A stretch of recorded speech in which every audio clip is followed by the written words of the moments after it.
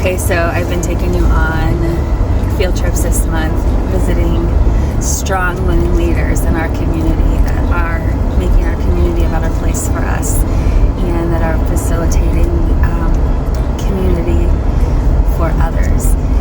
Tonight I'm taking you to a very special place. So it's Tuesday night. This place is probably one of the best places in town, and I can't wait to introduce you to this special friend. Miraculous things are happening in this little building on the massive campus of Illinois State University. College students from all over the country, all over the globe, are able to encounter Jesus. The Lord is drawing the hearts of hundreds and hundreds of college students to Himself, and they've already run out of room. Check out what's happening here.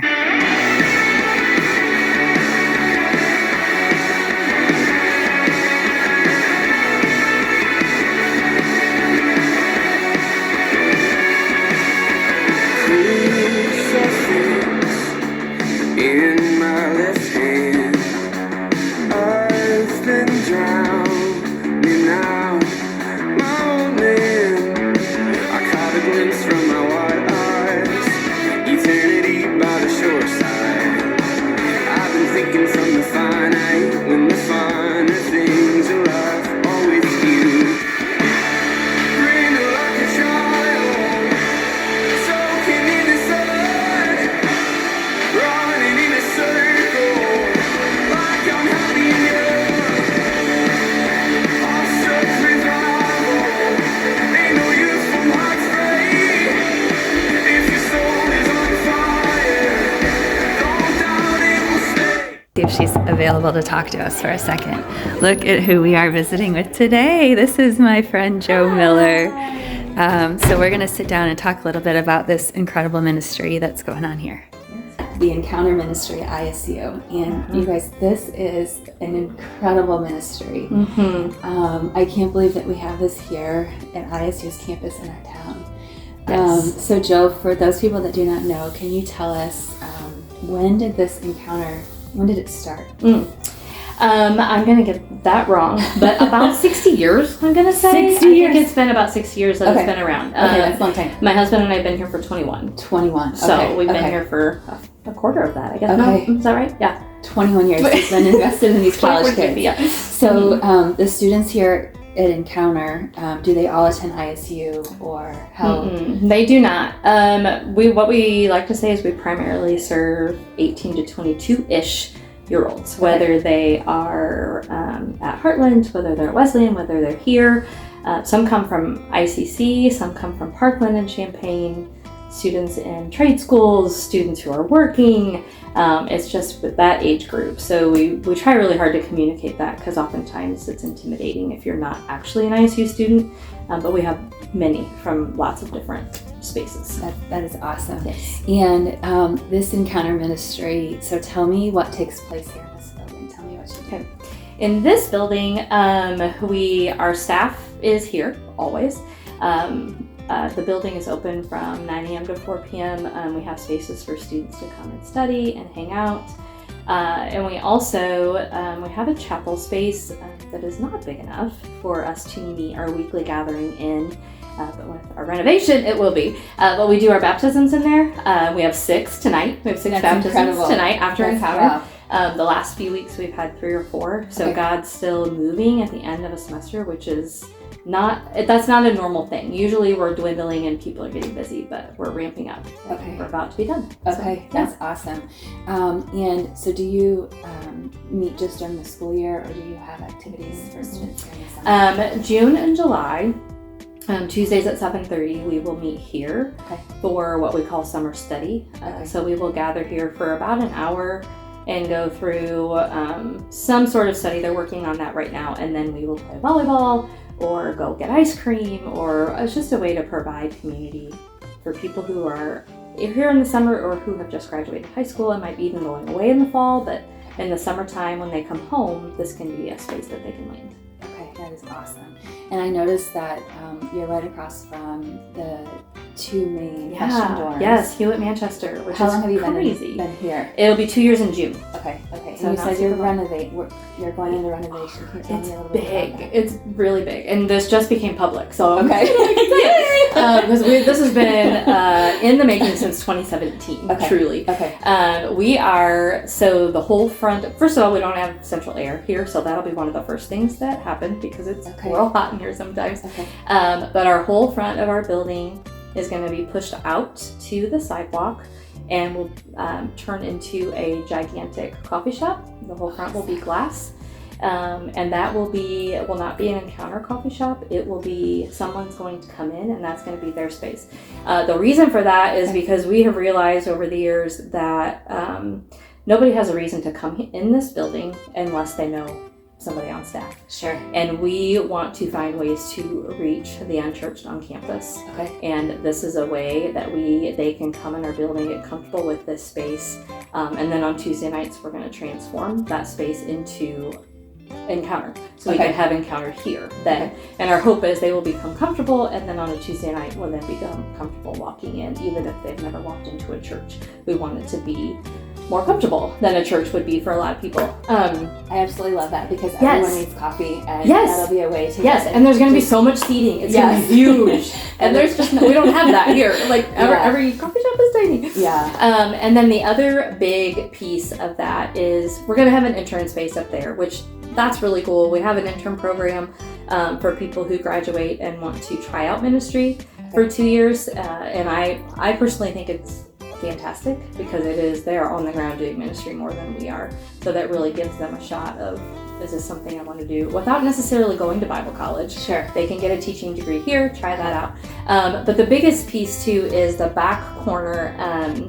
There is a mental health crisis, which I'm sure you're aware, especially on college campus. And so that space, we are going to have room for 3 counselors to be in this building. And it'll have a separate entrance and separate reception and everything. Okay.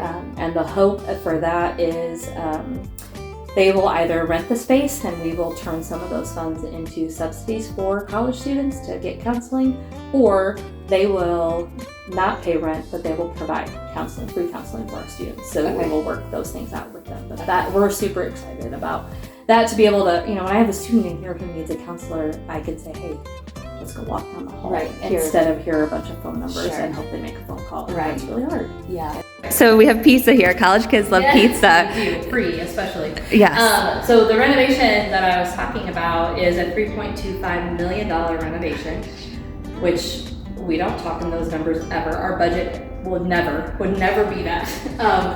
So we started raising money in August, and within 8 months, by April, we had over $2 million raised. And so now after our banquet, we're about 900 and some thousand to go, which is insane. Yes. Crazy. Yes. Only yes. The Lord so has it is provided clear us. He is a part of our dreams of what we're wanting to do. So Thanks for letting us in on that miracle. yeah, it's so crazy. This hallway, even in the renovation, this will all be updated, but this will stay as the Encounter wing. Okay. And our hope is even when the renovation is done, that it will be known as a coffee shop and we are just a part of it. Okay. So that students always feel welcome to walk in the door. And another part of the coffee shop, which we're walking into that space now, Okay. is we would like for some of the baristas to be our students and some to not be. And so those students, that will be their mission, Okay. is the people that they're working with. Okay. So this will be for interns. Okay. And then if we go up here, you can see that the chapel goes all the way out to there. Yes. So the entire building will go all the way out to there, all the way down. So this whole space will be coffee, and we will turn it into Encounter. We're keeping our courtyard. I We're love gonna the have courtyard. Indoor fireplace and seating and heaters outside. Do kids like to play in there and Yes, hang out? yes. Yeah, And that's I'm so awesome. excited that gets to stay. That's really cool. Yes. So this whole space will be totally transformed. So this will be the biggest change. Okay.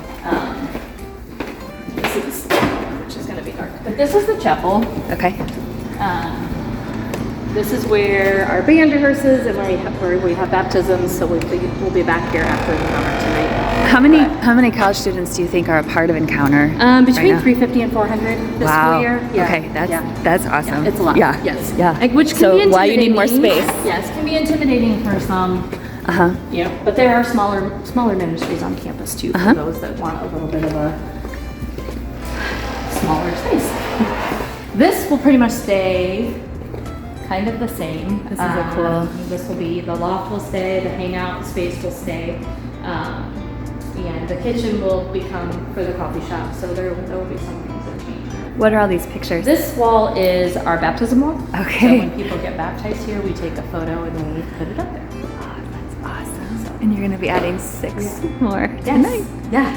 That's awesome. And then this, and we're gonna have nice new bathrooms. We're all very excited about because these are nasty. But this will be our separate entrance for counseling. So Okay. this room, this purple room, and the room next door, which is probably, oh, it's still open, good. This room, these will be transformed into 3 counseling offices. Okay. And it'll have its own separate entrance. There'll be reception out here, and there will be doors here. So everything is closed off for the counseling center. Kind of private. So it's a safe space Yeah. for them to be. That's wonderful. Well, thank you for the tour. You're welcome. Okay, so right now we're heading into the Capon Auditorium, and we're meeting here because they don't have enough room in the Encounter building at this moment, but miracles have happened. Yes. And within the first 2 days of raising money for this place, we had $1 million just with 2 donors. So, insane. So, yes. A miracle. Yes.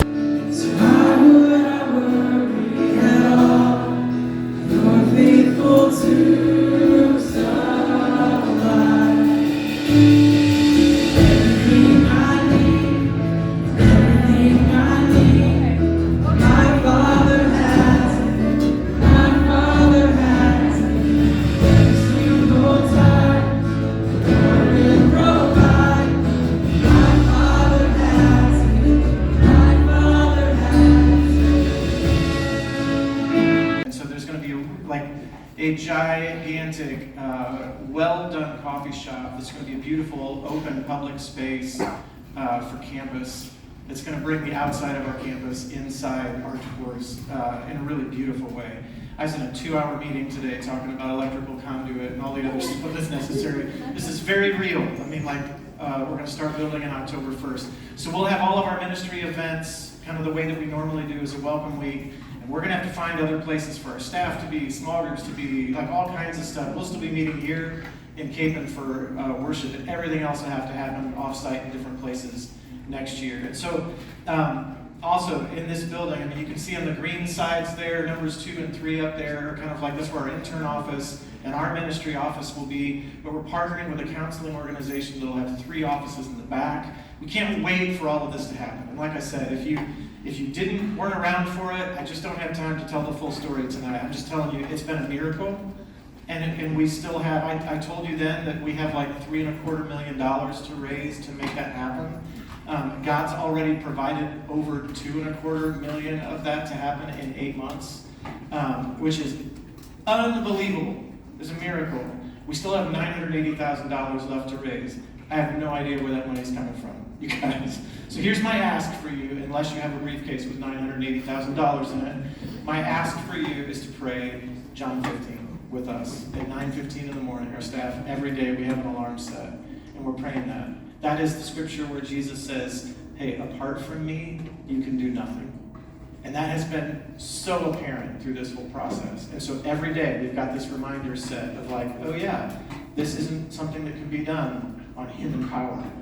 There are a lot of problems to be solved, and the Lord knows what we need, and if this is His idea, He'll meet those needs. And so I'm inviting you to pray with us. I'm inviting you to have a bit of terrifying faith with us of like, Lord, you know what we need, and in your timing, please make it happen. I'm inviting you on that journey so that when you sit in that space, it wasn't a journey that other people were on. It's one that you were on with us. I really want that to be the case. And so enter in with us. Be a part of that faith journey with us and enjoy the fruit with us. It's going to be super fun. All right? Story.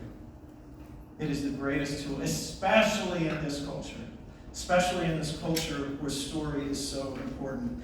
Every year, you guys, every year, I love campus ministry because I get a front row seat. I mean, we've had 9 baptisms in the past 2 weeks.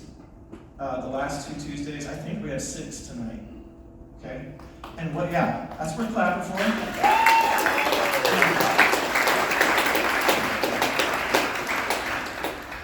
And getting people watching them get dumped underwater is fun. That's pretty cool. But the cooler part is hearing their stories of transformation. Hearing the things that come out of their mouth of what God is doing in real time. There is power in that. Some of you have been transformed this year by the power of your friends' stories. As you've heard those things spoken out loud at some of those baptisms or in your small group or in other places, there is power in that because when you hear Jesus transforming another person's life, it does something in you. You relate to it.